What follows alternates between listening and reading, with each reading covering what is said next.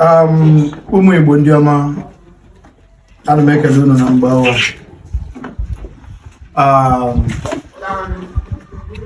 A very illustrious son of Alibu has donated these solar panels, solar power, street lights, and specifically said that we should light up the village of Umuezoko in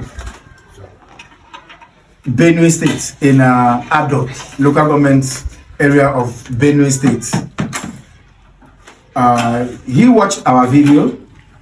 He looked at the environment when we met these our brothers,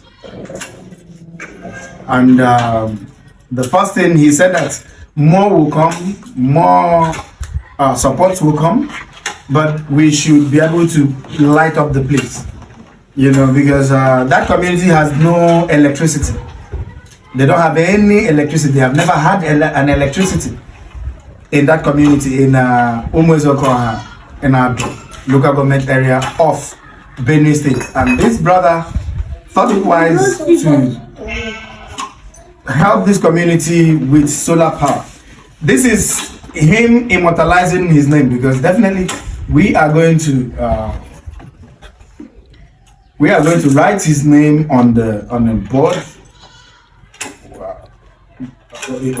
on a board actually, that will carry his name. He is immortalizing himself, so even though he doesn't, I mean, he might not, if I tell him this, he might not accept, but we'll have to do it that way. And I am challenging all my Igbo brothers everywhere, both at home and in diaspora, to think home. This is the Igbo aid. What can you do for Alibu? Not what Alibu will do for you, because Alibu has done everything for us. Alibu is nature, and we are from a very spiritual and resilient tribe, which is Igbo.